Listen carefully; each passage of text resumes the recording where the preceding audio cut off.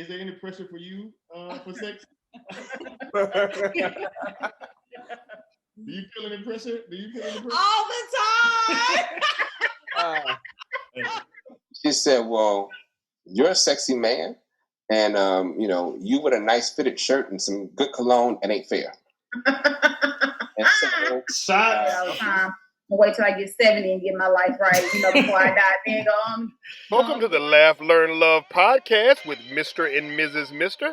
We believe in every season of life, especially marriage. You need to laugh, learn, and love. You're listening to episode 42, Single or Married, Is the Grass Greener on the Other Side? Part 2. Are you ready to laugh, learn, and love? Let's go. Welcome to the Laugh, Learn, Love podcast with Mr. and Mrs. Mister. I am your host, Mr. Mister, a.k.a. Jeffrey Mister, and right beside me is my wife of almost 15 years, 2 kids. Mrs. Mister, a.k.a. Dana Mister, and together we are the Misters. Yeah. We have Bridgett Stigger, affectionately known as Beagley and Stig. And then we also have Pastor Quentin Mumphery. Today we are talking about single or married. Is the grass greener on the other side? Right there. Submission. What comes to mind, and how big of a role is that for you in a single life? I'm gonna let the pastor start on that. Yeah. So I would say, I believe submission. First of all, we got to look at what the word actually means.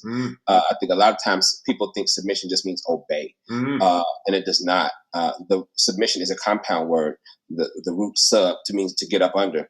And then mission, right? So submission, the literal meaning is to get up under the mission of another. And I think that a lot of times men sometimes make submission. I need a woman that's going to submit to me. And then I will ask the man, well, what's your mission? And if they can't do the mission, then I will ask, well, what is she going to be submitting to? Because if you don't have a mission, there's nothing for her to submit to. And so I think we have to start with that. I think the other thing is that we have abused the term submission to mean blind allegiance and followership, right? This whole notion of I need a ride or die chick. I don't want to die, and so I'm not asking a chick to die with me. I'm looking for a mission partner, not ride or die. So I think the thing is, when we talk about what submission really is, I do believe that as a man, I do believe that God has ordained me as the priest and the protector and the provider of the home. And so I do believe that there is a role of leadership. So I do believe that I do want a woman to submit, but I also want to give her something to submit to. I think the other thing is that I don't believe that most women have a problem submitting to a man that they really trust. And that they really understand the mission. They understand where you're taking them. They understand where you're leading them. And I think the other thing is, if you love, the Bible says, husbands, love your wives as Christ loved the church. And I believe that most women, if a man loves them like Christ loves the church, they would not have a problem submitting. I think when you talk about submission, I think a lot of times women have an issue with the thought of submission because they think it means I'm his slave. And I think we got to break down the actual what we really mean by submission and make sure both the man and the woman have a healthy definition of what submission really means, what it is, and what are we submitting to? Because there's also a part of marriage that is a mutual submission, right? 1 Corinthians 7 talks about how the husband doesn't have control over his body. He hands it over to his wife. The wife doesn't have control over her body. She hands it over to her husband. So there's a place of mutual submission, even in the bedroom, right? Which that's a whole other thing, right? Now put a quarter right in that thing. So have me back. We can have that conversation. We can do that. We're gonna do that. So I think that there is a place of mutual submission in a sense, but I do believe in terms of the man being the priest, provider, protector of the home. Yeah, but I do believe in submission. I do want a woman who's willing to submit, but I don't want a woman who don't have an opinion. I don't look at submission as just the coming to a man, whatever you like. I'm not. Right? I don't want a woman who don't have a brain. I don't want a woman who can't think for herself. I don't want a woman who she only likes what I like. I want a woman that has her own opinion and her own thought, but ain't combative either, right? Don't argue just for the sake of arguing. Have an opinion, but still understand what real submission is. So, Bridgett, are you barking like a dog on one foot? That's not Bridgett. Nope. or like even more in the real sense, Bridgett, would you have a problem with him saying, you know what? I just like to have. I saw my mama have hot food at 6 o'clock every day. That just means a lot to me. Could you? I know you're working and doing your law thing. That's good. But could you submit to me though and just have me a good hot meal already made? Make sure I get the big piece of chicken. You know how. That's not really what I look at as submission. Okay. I think that's the issue that a lot of women have with the word submission. It's just like do what I want, do what I need. Okay? And so I wanted him to start because I knew he was going to bring out the verse I was thinking of. I just couldn't quite remember it. There it is. Where it talks about wives submitting to your husbands, the husbands loving your wives as Christ loved the church and gave himself up for the church. And that, I think, is what would make a woman submit to. When you have that love for her the way Christ loved the church, because it all starts there. And so I'll be very honest. When I am dating someone, I find myself being a whole lot more domesticated than I am when it's just me. Like, cooking, when it's just for me, I'll pick up something, or I may cook, once or twice a week. Depends on, how healthy I'm being. Like right now, I'm being super healthy, so I'm cooking a little bit more. But when I'm dating someone, I want to, to show you, look, I know how to cook and I know how to do these things. I'm a little bit more clean at home because if you want to come over, you need to see what it looks like. And so, I have no problem with doing those things, but for the right person and for someone who truly knows how to, like he said, get under the mission, because the mission is not just about you, it's about us as a unit, and how we can grow together. So, can I submit? Ain't that plate hot at 6 o'clock? No. I'm just trying to stop something. I feel what you're saying. Here's the thing, and I fully believe that I'm not married, but I fully believe that marriage is a partnership. And so there will be times when I'm not able to do those things. But to me, submission doesn't mean, here's my checklist of things I need you to check off all of them on a daily basis. If not, you're not really submitting to me. That's a problem. Yeah. And I would agree with that. I think one thing I love about Christ and his ministry is Christ was a servant, right? That's what he did. And so I believe when you truly understand that person, that your spouse is loving you as he loved the church and like he loves me, then you know that person won't do any harm to you. So my thing is I believe is submission to me is love, right? Because it's like, if Jeff say he loves me like Christ loves me, then I know what the things that I do for him is I'm doing it out of love. I'm doing it because it's part of my servitude, is what I do. So it's not him like, do as I say right now, woman, or it's going to be an issue. No, snap. My thing is because Jeff wouldn't be at 2862, right? So he wouldn't be here. So I'm just saying, I'm just saying, like, I believe when you truly, like what Quentin was saying, like if you truly understand that verse, like is beyond us. It's like we're serving each other. Like Jeff has went in there and cooked for the kids or cooked for himself, especially like long days. So we're in this thing together, and so we're serving each other. So yeah. I say, had that plate hot and ready, like Little Caesars. No. Jeff talks a good game. He talks a good game. He does. No, I'm super easy though. Like I don't even really like, how some people have to have something because they don't have the skill set. I think during my single time, I was always like, let me learn all those other things. So I was trying to learn how to wash. Let me learn how to cook. Let me learn how to do all those things because I never wanted to be at the liberty of somebody else having to do something for me or it wouldn't get done.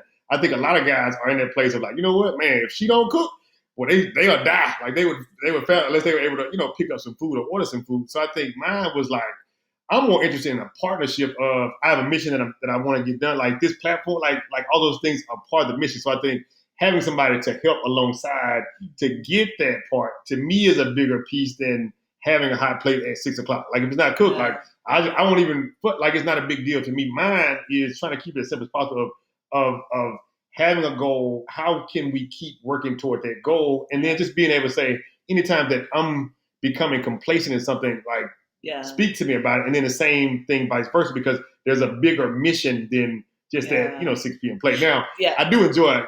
I don't want you but not to. But I do, and I would like to say this because I did grow up with my grandmother, right? She did have 3 meals a day, right? But my grandmother didn't work either, right? So I tell people, let's look at, I know she did. I mean, like my grandfather worked, but he provided faithful. I mean, he provided for her. But she did wake up before she woke up. She made sure he had his breakfast. And I'm not talking about no cereal, just no oatmeal. Like she was cooking like scrambled eggs and rice and the syrup, the syrup and the homemade biscuits. Like she did that, and she also made sure she packed his lunch. She made sure he had his dinner when he came home. But it was a different time. Now, yes, my family does get a breakfast on the weekend, right? But they're not going to get scrambled eggs and all of that stuff during the week because we're running, so I think it's understanding. Grandma did it. But she didn't have to work. So, so I think it's looking at where you are as well. And I commend, and let me say this, I commend the women who do work and able to provide those 3 meals a day. I commend that. That just does not work for our household. I don't know. I kind of like what your grandmama did. I think she did she said a good model. she said a good model, which makes me think now about how this is something to a recent psychologist said that modern women have become defeminized. I think you kind of got to this place.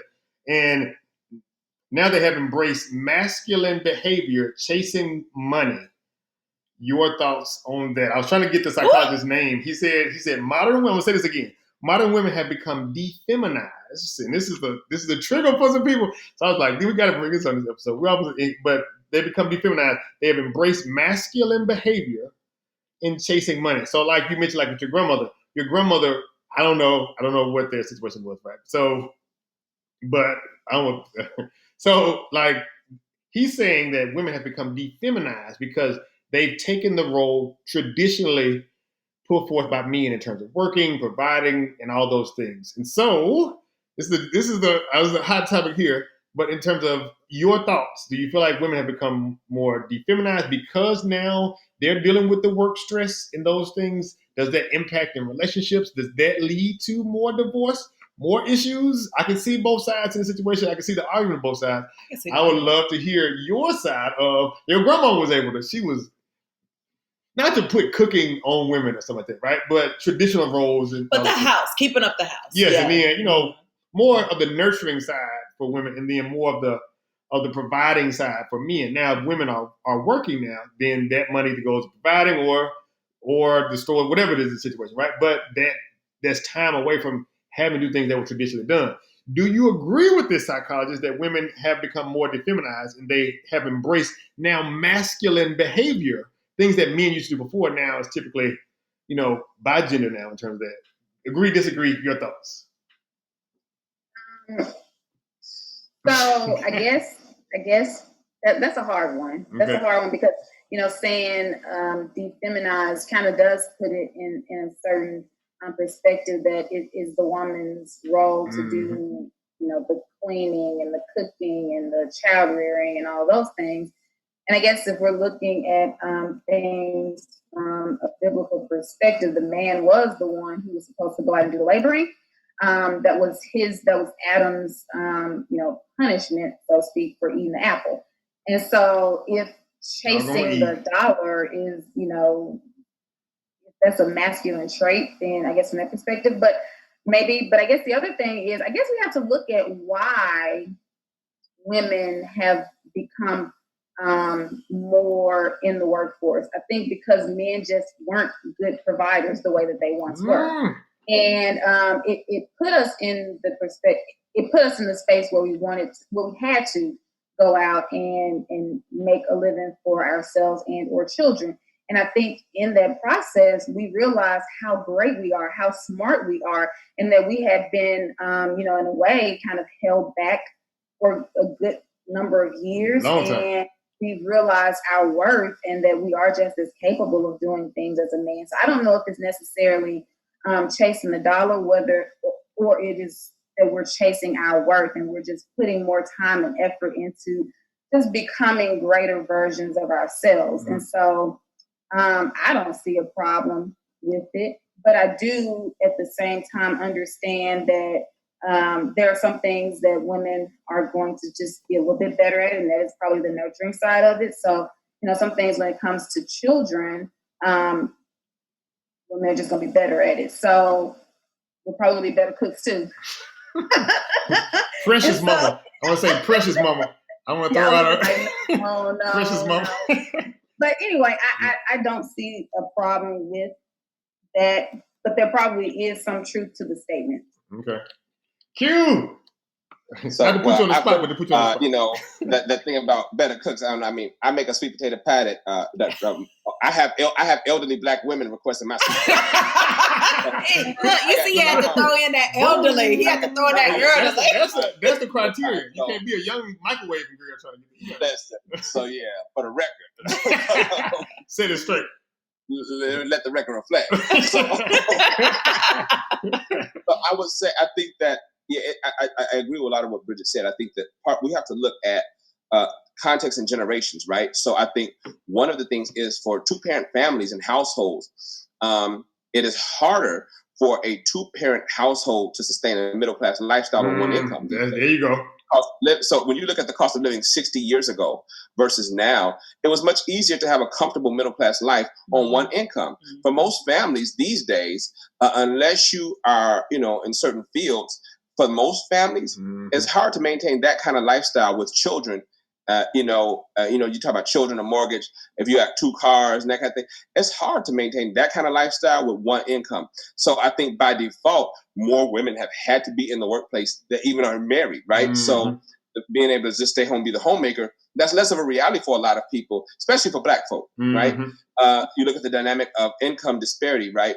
When you look at the gap between what white men make compared to what white women make, that gap is much different from the gap between what black men make compared to black women. And so, you have a lot more situations in black families where nowadays the woman makes more than the man, right? And so, so I think that dynamic is very different, right? I think the other thing is you have a lot more female-led households than you did 50 and 60 years ago. And that's both single households. So, black women have the highest rate of non-marriage of any demographic group in America. So, so there are more single black women that just manage their own household than other demographic groups. But then then there are, of course, the single parent family. Somewhere nationally, somewhere between 60 to 70% of black babies are born to single moms, right? Or are born to unwed parents. And so, this is not to shame anyone that has, that's not married, has a child, but I think it's the reality we got to deal with and recognize that you have a lot more female-led households. So I wouldn't say that women have been defeminized. I think it's not, and I think we got to be careful when we use terms like that, because I don't believe it's all been by choice. It's been by force, really. Oh, for sure. Yes. Definitely. That's exactly what I was going to say. Right. Post-civil rights, there was a change in the black family.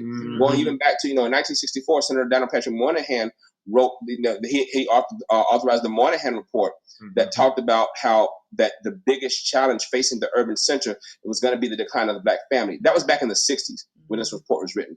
And so there's been data that talk about the state of the black family for decades and this challenge that is facing black families. And so then the other thing is, there was on some levels where it was incentivized for the black man to be in the home, right? Families couldn't get certain kinds of assistance if the man was in the home, even if they needed it, even if he was out of work. So I think we got to look at some of the systemic things that have contributed to the breakdown of the black family. And I think that we have to be honest about those things. So I don't think it's that women woke up one day and just said, hey, I want to go to work. Right. We want to just run everything. Run everything. But I think also to Bridgett's point, there were some ways in which there were abuses of women and years ago where women were, just kind of, okay, you the whole, in the kitchen barefoot pregnant kind of concept, right? So I think that there was times in history, even in America, women couldn't vote, couldn't own property and things like that. And so some people stayed together, not out of love, but out of convenience. Right? So I think that we got to realize the different layers that go into this thing. Yeah, I agree with that. And I think another thing too, I don't like when people try to put terms on me, because I feel like just because I work and because I have a career does not mean I'm any less of a woman, and I feel like I'm becoming more of a man. I feel like I'm able to go to work. I'm able to come home. My home is clean. My kids are clean. They bathe. You know what I'm saying? I make sure they take them to soccer and basketball. Now, is it more pressure for me? Yes. Why? Because of statements like this. Because it's like, oh, you know what? I have to make sure I do X, Y, Z, all of these things, plus still make sure I maintain my home, plus make sure I still, so there is, I feel like there's high, and no offense to the men, I do feel like there are higher expectations for women, because we have to make sure, like, and it's not only because of statements like this, but also because of things within our community. I think I've even shared before where somebody even mentioned about, oh, Jeff take care of the kids more than I do, or whatever the situation was. And I was like, how dare you say, you see, again, one aspect of our lives. You see him on Wednesday night with them at Bible study. Well, first of all, he is the father as well, so, and I'm at work. So it is a balance. It's a companionship, and we're doing this together. So I do believe there are, especially from the older generational women, it is, for us younger women, it's more of an expectation of taking care of the home, plus work, plus making sure you take care of your husband, all of that. But I'm like, okay, wait a minute. I got in this marriage because we're doing this together as a partner.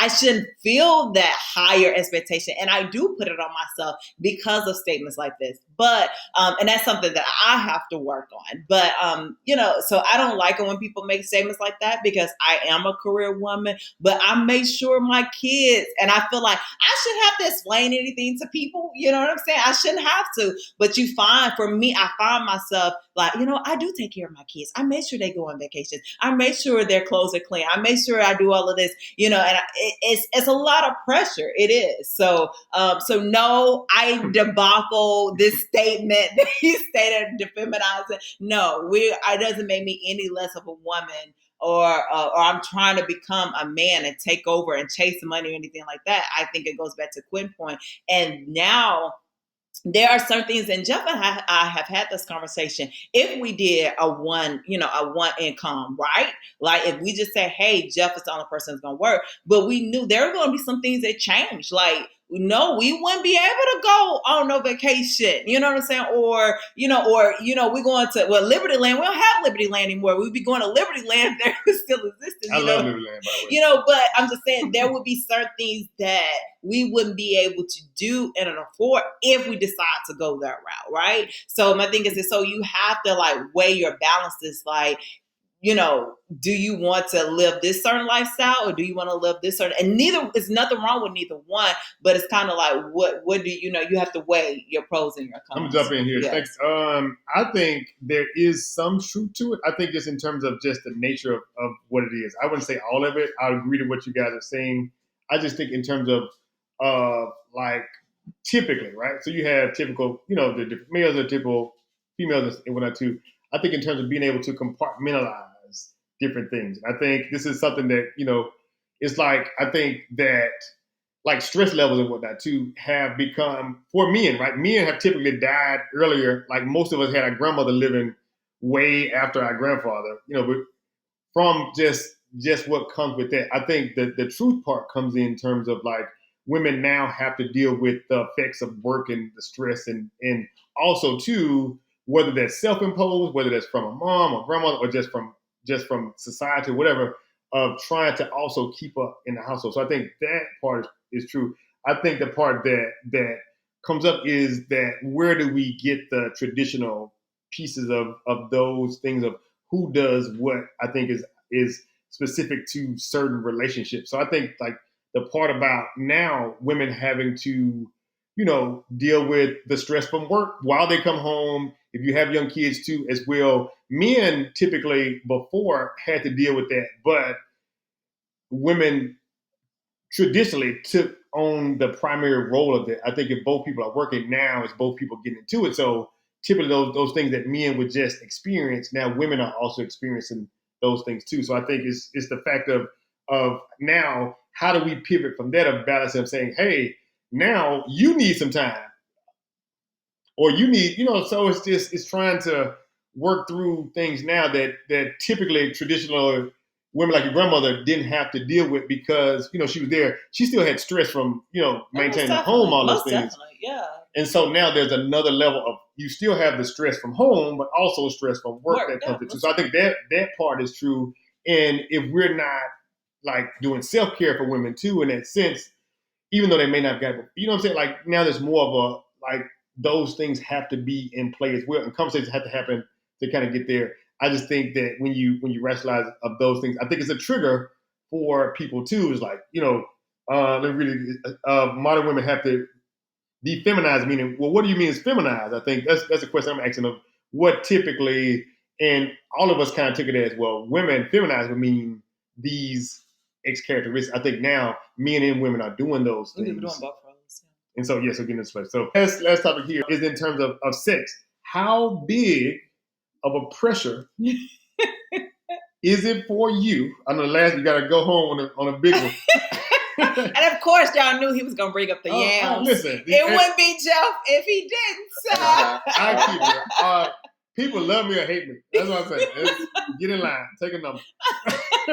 But I try to say what people are thinking most of the time because of whatever. So the question is, scale from 1 to 10. Will be 1 being not at all pressure for me, or 10 being the absolute most on that scale being a pressure for me. How big is sex a pressure for you?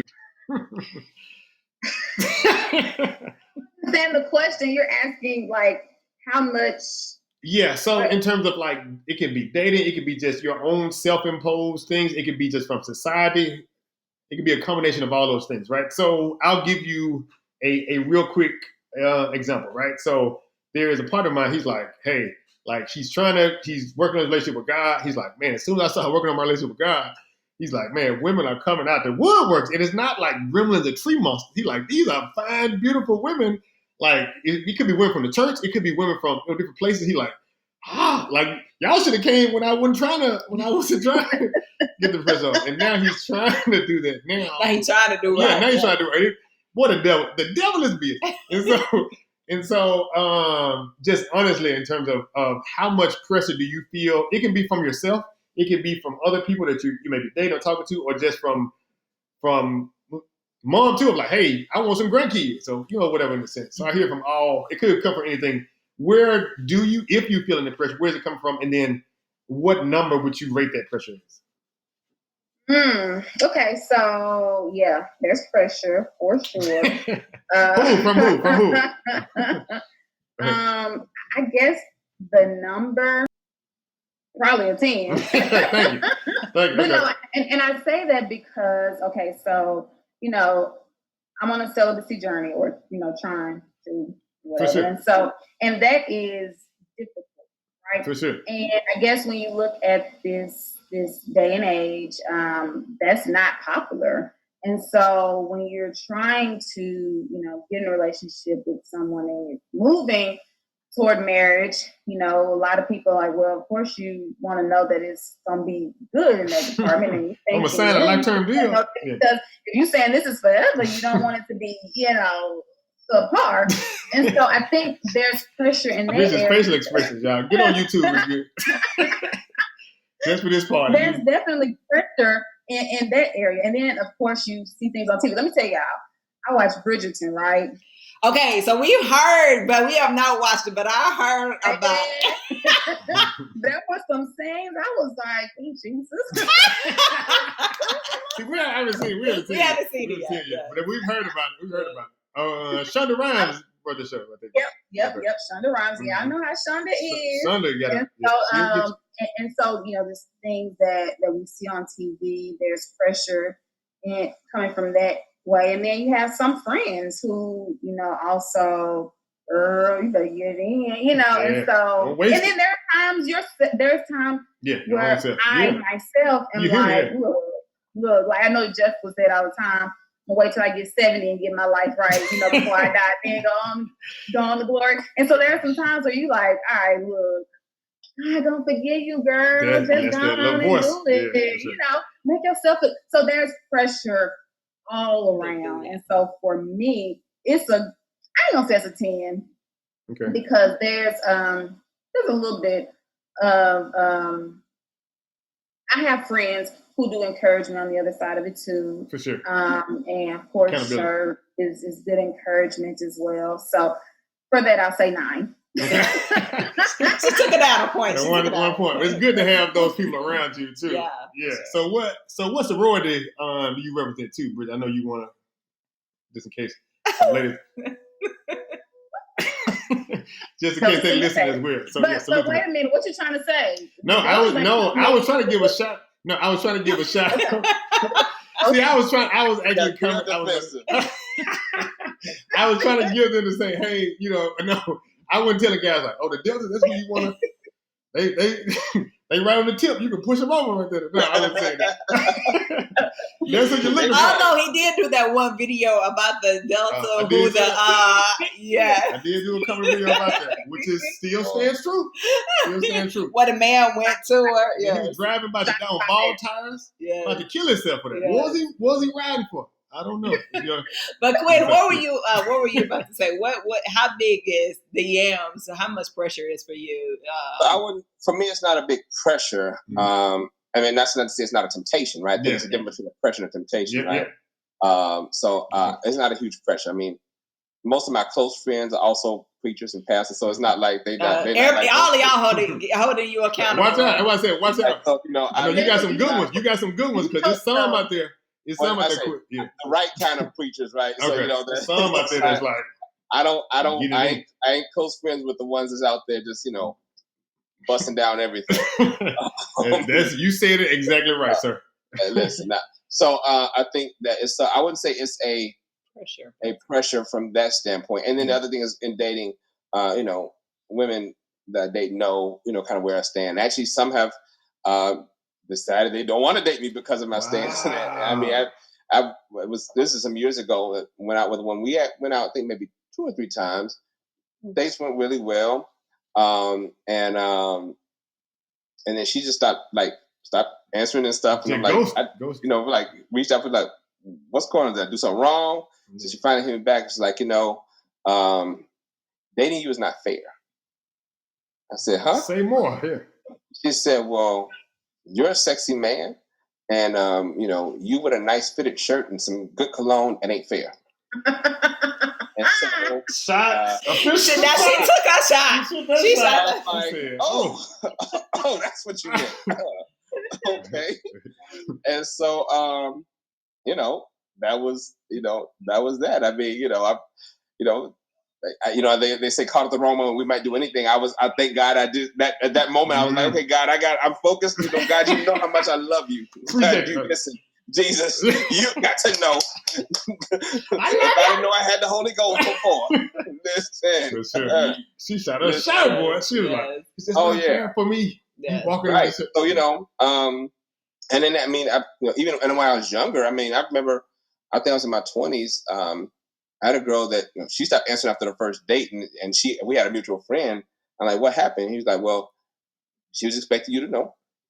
After dinner, she was expecting. Oh, I'm like, on the first day. Applebee's eating good in the neighborhood. I was like, really? That was the expectation. Wow. So I would say that that is I wouldn't say that it's a pressure, but it can be a temptation, and it can. It's definitely a challenge. I'm not saying it's easy. I mean, I love women, so it's like I ain't gonna be. I'm not a eunuch. I'm not just walking around here like with blinders on. And I love black women, and black women are just gorgeous creatures. So I mean, I will say it never crossed my mind, or that I don't ever see a woman and be like, and wishing I was a different kind of person, right? Mm-hmm, for sure. I mean, sure, I've had moments where I'm like, God, you know what?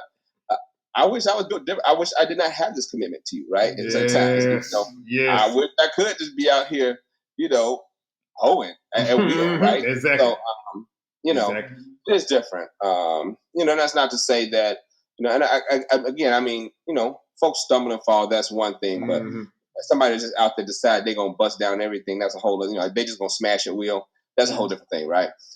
So I think it can be a challenge, but it does help to have some accountability and good friend circles and people that you can kind of keep yourself occupied. That's one reason I'm in the gym 5 days a week because You know, you got to count energy in the right direction. You know, so you know, which is working against you because that's what made her be like, "Oh, you wear the tight shirt." It's the catch-22. It's the catch-22. So you know, it's like, okay, if I stay out the gym, you know, just become ugly.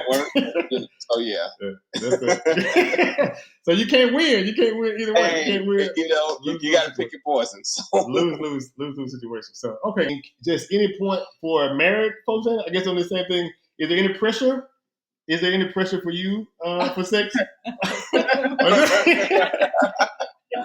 you feel any pressure? All the time? Hey. All the time. Again, it goes back to that feeling that obligation. It's a good thing. No, it sounds like it's a little pressure. No. That's not good. No. Sure. No. But no, I mean, but of course, I mean, being married, you do feel like it's your responsibility to make sure your significant other is satisfied, only because, of course, you want to make sure he's satisfied. I mean, he or she is satisfied. So therefore, it won't lead to temptation outside the home. So yes, there is some pressure to make sure you accomplish the goal and shoot your shot. You can shoot your shot when, you shoot your shot. So, yeah. That's the reason why that lady won up. Shoot a shot now. Yeah, I got shoot a shot. Yeah. She shot it in. Y'all been clear.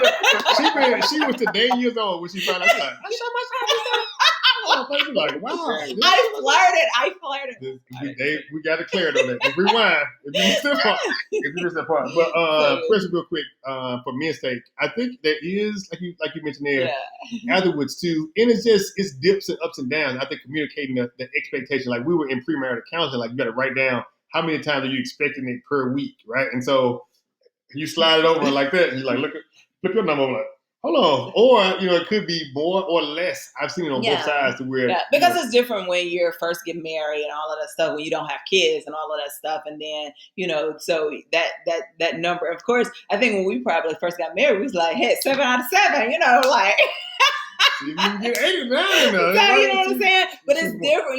We were 22, 23 years old. Then life. I've been eating vegetables. So. I'm trying to keep with the Lord.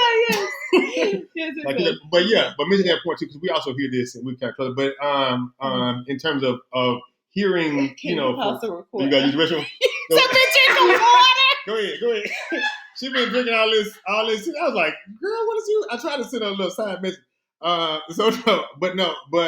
hearing from people too, because that becomes a big thing if I'm not willing. It goes back to submission too, like you guys mentioned earlier. Not that I have to, but I get to, but also trying to work through like what did I see growing up, because that has an impact on us too. Like, did you see any physical things going on, or was it shunned? I know the church sometimes does a role of trying to keep us, like not pregnant and not in those things, and it doesn't snap off. That's something we're going to talk about too in an upcoming episode about trying to like unlearn things from the church that at the heart of it tried to keep us from getting a situation we weren't ready for. But then if you take that into marriage, then you like, sex is dirty, sex is nasty, sex is dirty, sex is nasty. That's important though, because I've had so many conversations with people that, grew up in the church, came from the church, that had this kind of mindset that, it's like, okay, when you get married, it's like this, still sex is dirty kind of mindset. That's why whenever I teach on singleness and marriage and relationship stuff, one of my favorite lines is God made sex and sex is good. Hello, started off. I started off with that because I want us to really reprogram ourselves to get out of this sex is dirty. God made sex. He made it for both procreation and recreation. Hello. And, you got that old church mentality that, you only have sex when you're trying to have a baby. Well, no, it's for recreation too. Hold on, let me check. Hold on. Because God, that was free. Let me bless your ministry real quick. But the thing is, God, I believe that God in his wisdom needed to create something that was going to be so good that he knew people would just do it automatically without having to be prompted to. Yes. And I believe that's the wisdom of God, right? The yams. And the other thing is, that's what cements the union. When the Bible says two become one flesh, he's talking about the sexual act. That's what consummates a marriage. That's why sex is a covenant act. So anyway, I don't want to. No, you hitting it. No, you good. You good. And I think I mentioned 1 Corinthians chapter 7 earlier. I think both singles and couples need to look at 1 Corinthians chapter 7. When I teach on singleness and marriage, I deal with that chapter a lot because it has a lot of counsel for both singles and married folk. And one of the things he says in that passage is with married folks, I referenced it earlier, that the husband's wife does not belong to him. It belongs to his wife. And the wife's body does not belong to her. It belongs to her husband. So, I mean, not belong in the sense of ownership, but in the sense that you give a sense of a level of authority of yourself, meaning that another translation says that, your aim should be to please your spouse, and that extends to the bedroom. So, if you're in the bedroom only from the standpoint of let me do what I need to do and get my breakthrough and all that. No, you need to bless them too. Right. You're blessed to be a blessing, right? So the ceiling fan. For married folk. Anybody that's listening, this is for married. I'm talking about for married folk. No. You right in there. You right in there. For sure. Oh, that preacher said, no. I'm talking about for married folk, right? For sure, yeah. And so I believe that. And another thing, Hebrews 13 says that marriage is honorable and the bed is undefiled. And we don't talk about that scripture in the church. When the Bible says the bed is undefiled, that means it's not for you. Whatever happens between that one husband and that one wife, and I ain't talking about you adding third parties and all kind of all that kind of stuff. But whatever happens between those two individuals, it's not for the church to police them. Because I've heard, I don't want to get too graphic or into certain things, but I've heard the church say, you can only do this thing. Oh, yes. I'll be explicit. Right? And I'm like, how are you going to police people and tell? That's not biblical. It's not scriptural. It says you're supposed to please your spouse. And so it is not for you to govern how they please their spouse, as long as it's between them and their spouse. Now, if they adding other people in there, for sure, that's different, because then you're outside of it, adultery, right? And you're covenant breaking because you're inviting other parties into the covenant. But the covenant is between them, and so what they do within their covenant is what's solidifying their covenant. But I think these are, and for single people, you need to have these conversations before you get married. I'm not saying, go test drive. I'm not saying that. But I am saying you need to at least have a conversation. You need to talk about expectations, and you do need to have some conversation about your sexual past. Because if you freaking Freddie, you don't want to marry Bridgett Franny, or vice versa, right? I mean, I'm just saying. That's true. You got to be honest, and this is why health is important. Because, you got some young brothers that struggle with erectile dysfunction and things like that because of their health and their diet and what they put in their bodies. So you got to have them kind of conversations. Do you have any health conditions I ought to know about? Before you get married, right? Do you struggle with low libido? Are you frigid? You got to have those kind of things. What are your love languages? So I think that these are important conversations to have, before marriage, because then you get folks that get on their honeymoon. And then, one of them is ready to rock and roll, and the other one's sitting there like, I just feel dirty. Like, no, that's going to be a problem. Because, because if you don't, especially if you waited, my God. You done held that thing tight. If you have waited and you get on your honeymoon, you are ready for the walls of Jericho to fall down. Shout! Okay? Listen, with a great shout. Okay? Hello. Gonna be like Joshua. We going to conquer the city with a great shout of victory. I'm shooting the club up out it. You ain't sitting up here talking about. Okay, we gonna circle. No, we ain't circling the wall. You can throw that thing in a circle. These walls gonna fall down. Listen here. Okay, throw that thing in a circle. What you can do? Yes, thank you. Look at Bridgett's face. But this is so important though. This is so important though because of what we've been taught growing up, and it doesn't just, there's some mystery that somebody has told us that once you get married, it's just going to snap off of what you either learn or unlearn, or you learn some about sex whether you want to or not. And some of you internalize, like you named before. So some people just like, lay here, let me just let him get it over with, or let me let her, or just either way. And it's the fact of like, now you get in there, get in there and whatnot too. And so I hope that marriage sex becomes the goal of like, man, I want it, what I'm saying? Like I aspire to be in situations like that. But many times we get the opposite of married couples either afraid to talk about it, afraid to even communicate about it, or they have so many other things that convolute that side. So yeah. So and I counsel couples that say, well, before we got married, we was getting it in, 2-3 times a day, and then we got married, and then it all stopped. I'm like, why is that? Why are single folk having more sex than married folk? Married folk ought to be the ones having all the sex and enjoying it, right? Not just as a chore, but enjoying it. That's what God gave it to to marriage for is to be able to enjoy your spouse. And I think that you should be able to enjoy it. It should be, do it. I tell married couples, do it early and often. I mean, you should, but again, I think you got to have them kind of conversations even before marriage, because like you said, you got to find out what's their mindset about it. Do they look at it as something that's dirty and nasty, or do they look at it as something that says, okay, listen, I'm doing my best to honor God in my body, and the Bible says, possess your vessel with honor and sanctification. I'm doing my best to do that now before I'm married. But when I'm married, the gloves are off and ain't no hold bar, right? So listen, right? Hello, right? WWE and everything. Okay, listen. So I think that but I think these are important conversations to have, and like you said, the church has given people a lot. I think when we talk to singles many times, it's so much of don't fornicate, don't have sex. No. Yeah. Then we, growing up young in church, it's like better to marry than to burn. So you scare people into like, okay, I'm 18 and I'm starting to feel some burning. So now I feel the pressure. Maybe I should just get married. That's why a lot of people, I thank God that you all were in a healthy, that you have persevered, because some people who get married young, they only get married because they want to have sex.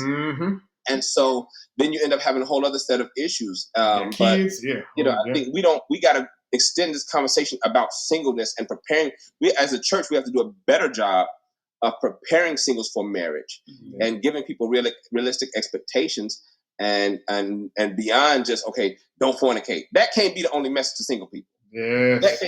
We got to move beyond that conversation. Okay, we established that, right? Yes, fornication is sin. Yes, we established that. But what else you gonna tell them to do? Yeah, because I'm sitting in the room, and what if somebody, about to bust open out here in this thing. I want to hear from ladies real quick though, just in terms of like what did y'all hear coming up? Did you hear anything? Bridgett, did you hear anything about this? Like in terms we of didn't even talk. For me, we didn't even talk about sex. So it was like, no, I learned more from, not unfortunately, but I would learn more from like my health class and that sort of thing. It was just, I grew up in a single parent household. And so it wasn't talked. I mean, just being honest, it just wasn't talked about. Sex wasn't talked about. It was kind of like, it wasn't not good. It wasn't not bad. It's just one of those things that I didn't have the conversation with my mom about it. And I learned more about sex and all of that stuff from like health classes, in Mississippi in 8th grade, because Mississippi was the big state that had teenage pregnancy. So they introduced like health awareness and that sort of thing in 8th grade to prevent, teenage pregnancy. But then it was more so they showed you all the graphic stuff about the STDs and all of that stuff.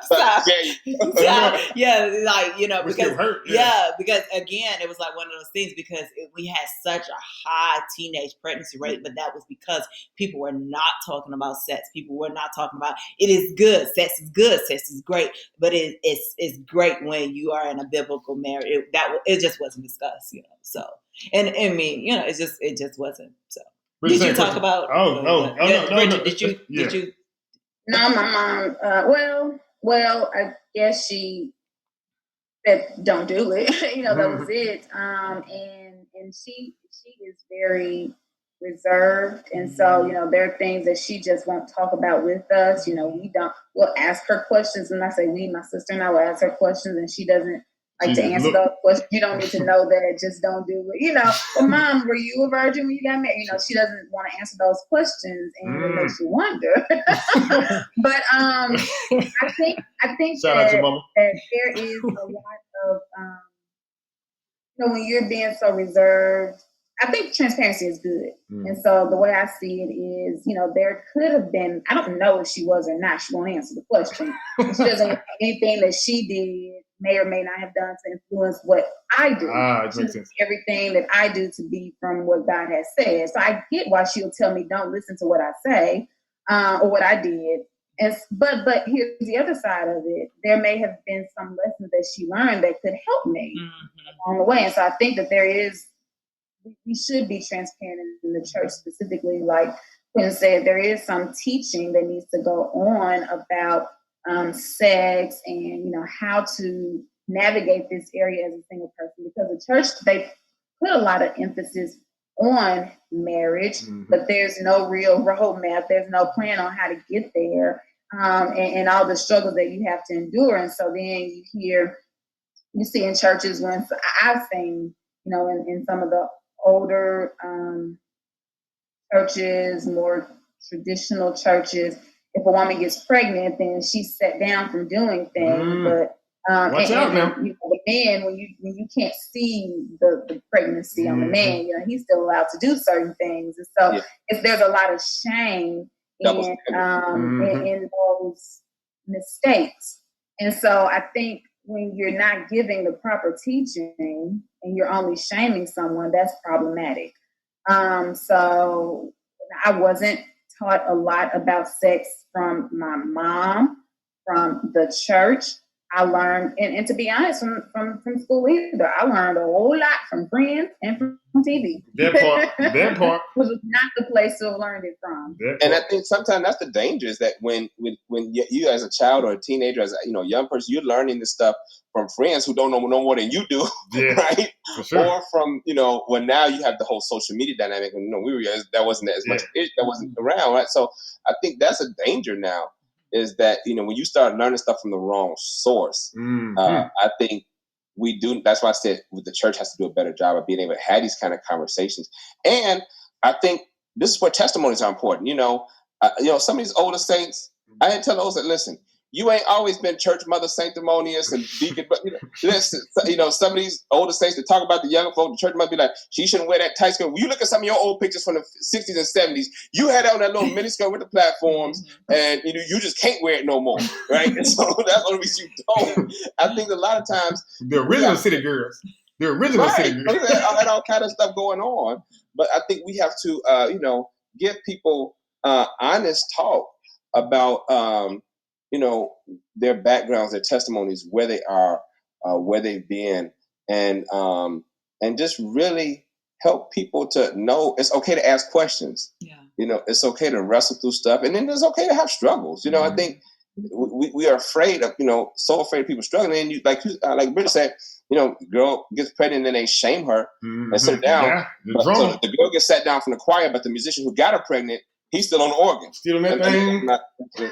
Right. He's still sitting at the on the organ, but she sat down from the choir. That's a double standard. Yeah. I always talk about the scripture when Jesus ministered to the woman caught in the act of adultery. Yeah. Well, when the Bible says that the woman was caught in the act of adultery, which I don't know how they caught her in the act.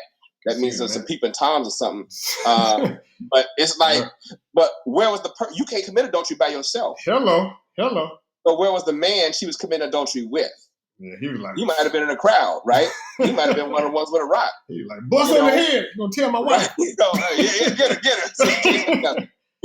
But, who knows? And some scholars speculate that when Jesus stooped down and write on the ground, he was writing the name of some of her ex-lovers. And so that's part of the reason that some of the people dropped them rocks and started leaving. They're like, we're good. You gotta write no more.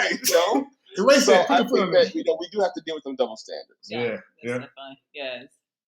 I was gonna say real quick, we'll close out on this part, is the fact of the same thing, like somebody's gonna learn it from somewhere. I didn't hear my folks either, but like I had folks around me that were either older or something like that. Like, man, I just did, whatever. And so if you don't, then you're gonna learn from someplace else. I think from a healthy perspective of what it is, just kind of grow in wherever you are in this sense. So thank y'all. Hopefully, if you listen to the conversation today, we thank these. This might be a 2-3 part series. This was excellent. Yeah, thank you. Yes, appreciate that. Let them know how they can contact you. You have anything coming out, anything that you want to let them know. Yes. Do you want people sliding your DMs or not? Let them know, because you know how this be. Every time we have, I'm transparent. I'm trying too transparent. So this happens every time we have. I've been a part of some people like, hey, don't hit me up. Don't hit me up for that information. This is what they have, if they do or not. So don't contact me. I will say this again. Do not contact me for the information. Okay. I guess this is the part where I'm supposed to give out my information. My phone number. You can. Yeah, I'm sorry. Yeah, it's up to you. Or just anything that you have upcoming or anything like you want to share. I don't really have anything upcoming. I just go to work and I work for the great county of Shelby County government, doing the work, trying to make sure that we are helping people as we navigate this pandemic, because it's been extremely hard. A lot of people have lost jobs, and funding has come through once from the federal government, and we have $49.9 million that we work to help businesses as well as individuals, pay rent, utility assistance, and things of that nature. And so we're hoping that with the new stimulus being passed, that some more money will come through so that we can be able to assist more individuals. And so that's probably where a lot of my attention while working for the county will be spent in the next few months. But I mean, as far as other things, I don't really have anything coming up. That's We're good. still in the Yeah, picking. well, you don't have to. No, this is not, Facebook- you don't have to have things. So No, my that's good. Facebook is Bridgett Stigger. I did change my name when I worked as a prosecutor. I was like, I don't want people to find me because of something. If I done sent somebody away and they want to find me and kill me, they don't need to find me. But I'm no longer there. So, but my Facebook name is Bridgett Stigger, Stigg, and my Instagram is Dynamic Creation 1913. Okay. Thank you, Bridgett. Thank you, Bridgett.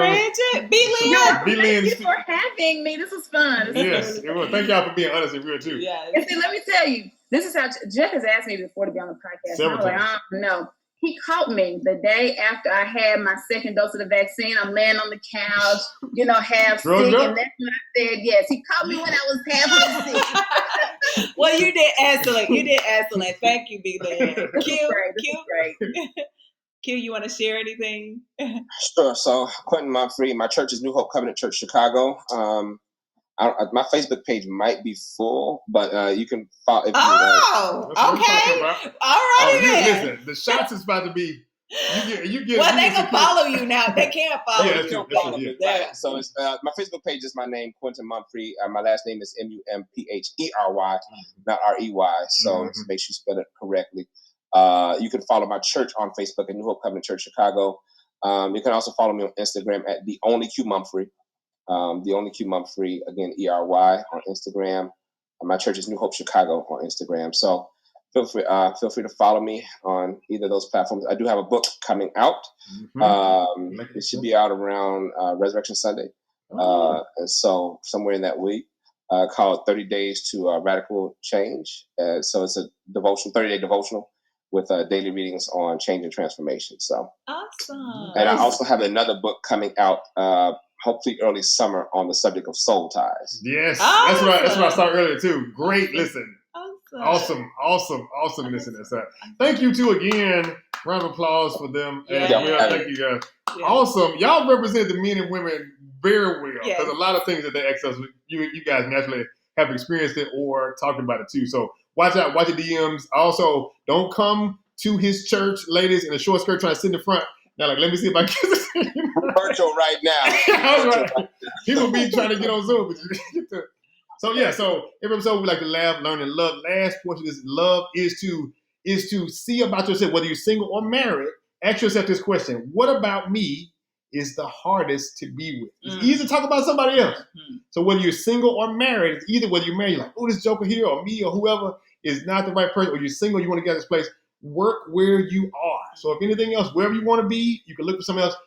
Being content where you are and growing where you are. So ask yourself this question: what about me is the hardest to be with? If you're with somebody, ask them, because I don't know, you may be surprised that, but listen, don't respond. No, it's not. Listen for it and then try to grow from that point. So laugh, learn, love with us as we get to this. We're live, new episode every Tuesday. So if you're following us on Instagram, mr.mrs.mistr, Mr. and Mrs. Mr. on YouTube, Apple Podcasts, all those things. Love, just doing this every time. So, all right, you want to sing us out? All righty. Okay. All right. I don't know if y'all know the song. Y'all know the song. If not, just kind of, you can Milli Vanilli.